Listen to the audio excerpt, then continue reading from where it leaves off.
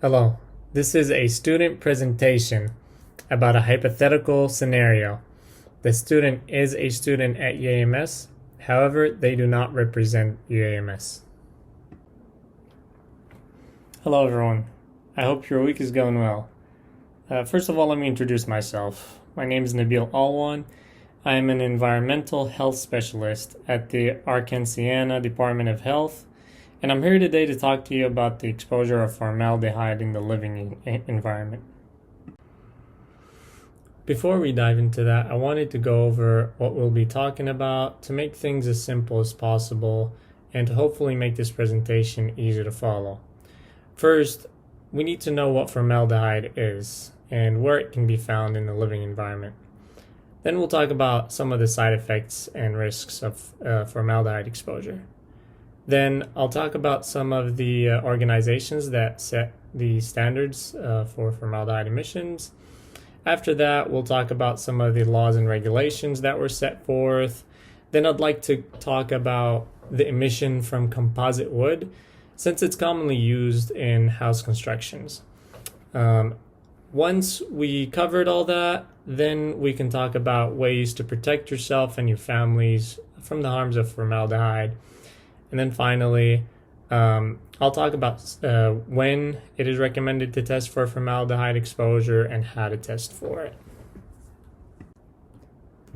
Formaldehyde is mainly worrisome when it becomes a gas. It is a colorless and flammable gas at room temperature and has a strong pickle-like odor.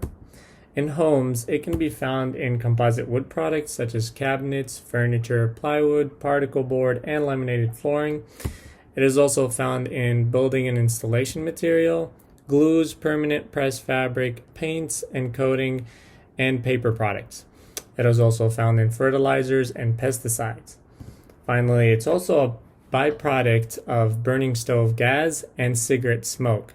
What does this mean? This means that homes of smokers and homes with new products or constructions are at greater risk of exposure. You might be asking yourself right now, is this even important? The answer is of course yes. It is important because although at low levels, it can mainly cause irritation of the skin, eyes, nose, and throat, at higher levels or long-term exposure to low levels, it can lead to throat or nose cancer.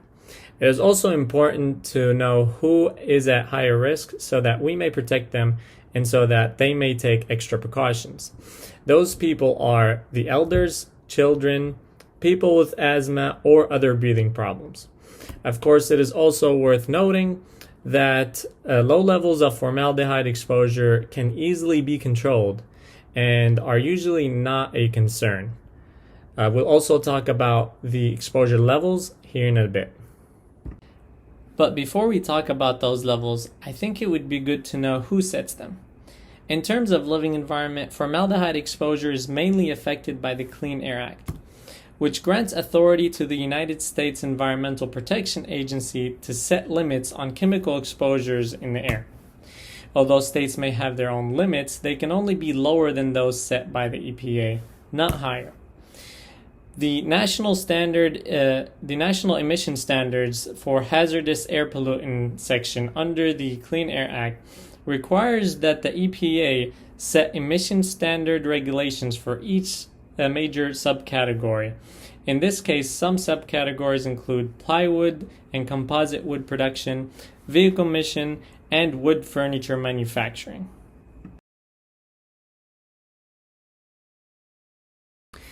Now, some of the laws and restrictions that were set in the United States include federal standards that limit the amount of formaldehyde released by plywood and other products, prohibited the use of formaldehyde in products intended for children, and required emission testing and record keeping by manufacturers.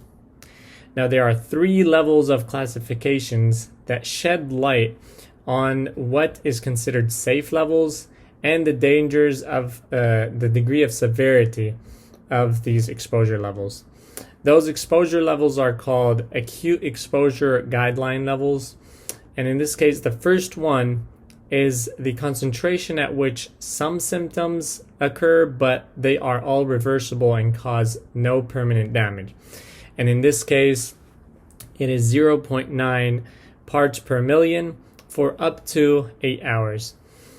The second one is the concentration at which irreversible damage occurs, and that's 14 parts per million for up to 8 hours. The third one is the concentration at which the exposure causes life-threatening effects or death. And in this case, you can see that it varies based on the time, since the concentration is quite high. 10 minutes is 100 parts per million. 30 minutes is 70 parts per million.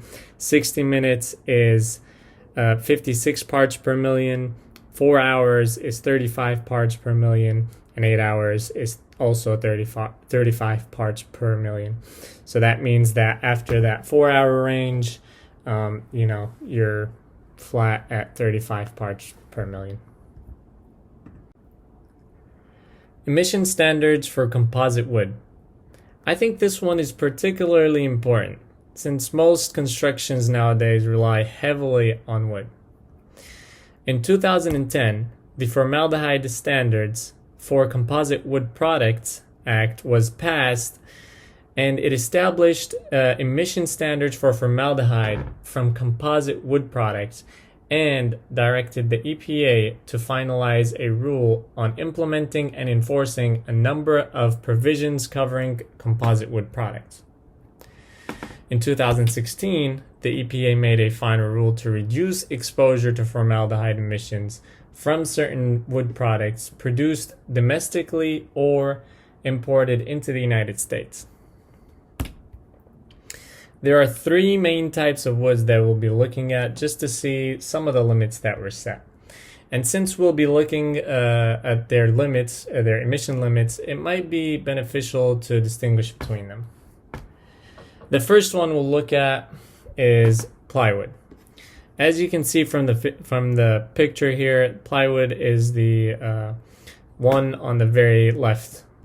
And plywood is commonly used for beams, walls, roof lining, and outdoor furniture since it can withstand a lot of stress and all types of weather. The one in the middle is medium density fiberboard, which is commonly known as MDF. It is usually used in furniture, cabinets, and flooring.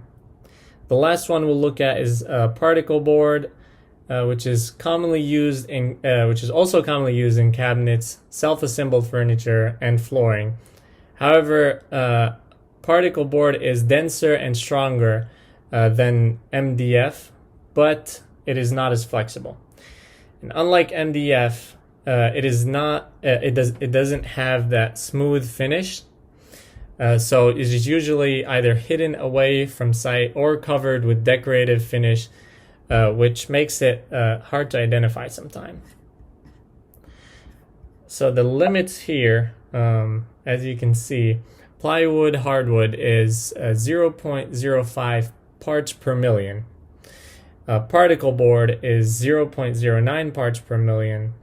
The MDF is 0.11 parts per million, and the thin MDF is 0.13 parts per million. Now that we covered all that, we'll talk about ways that you can protect yourself and your family members from formaldehyde. The first way is to control the heat and humidity. This is important because the rate at which formaldehyde is released can be accelerated by heat and may also depend on the humidity level. The second way is to ventilate your home. This might be the most important and efficient way. So try opening your windows for a couple of hours every day. This will help lower the concentration of formaldehyde and increase the fresh air in your house. Try to make your home smoke-free. I know some people have a hard time quitting smoking or have a family member that smokes. So if someone needs to smoke, it'll probably be best if they step outside or step onto a balcony to smoke there. You should also wash permanent press clothing and curtains that you buy before using them. And you should also let new products release formaldehyde outside. So let's say you bought a new couch, you might want to hold off the excitement and wait a little bit before jumping onto your new comfy couch. And of course, it is always a good idea to choose home products with low or no formaldehyde, and usually they'll have that on the sticker, so try to look out for those. Now we'll talk about when and how to test for formaldehyde. There are two ways to test for formaldehyde. The first way is to call a professional. They'll come into your house and they'll test it for you. That's usually the most accurate way. But you can buy a self-testing kit, which is shown in the picture on this slide. However, it is important to know when to test. This is because professional testing can be expensive, and self-testing kits can be inaccurate. This is because just like carbon monoxide monitors, formaldehyde monitors are a type of direct reading instrument. This means that the measurement or your reading may be subject to the location you're testing from in the house. It may not represent the entire house's actual formaldehyde concentration. As far as when, if you can smell a persistent odor after increasing ventilation, so for example, if you've opened your windows and you decrease the temperature and you still smell the odor, then you might want to call someone to get it checked out. The other reason is if you're having breathing problems or irritations only when you're in the house. So for example, if you're working all week and everything is fine until you spend your day off at home, then you probably want to get it checked out. For more information, you can visit you can contact the CDC for updated information on the matter. And you can also contact Consumer Product Safety Commission if you have any questions or concerns about any of the products in your home. Here you can see some of my references. Those are some of the articles, publications, or websites that I looked at to navigate my way through the whole process. Thank you so much for your time. I hope you stay safe and that you keep your house ventilated, and I hope you have a wonderful week.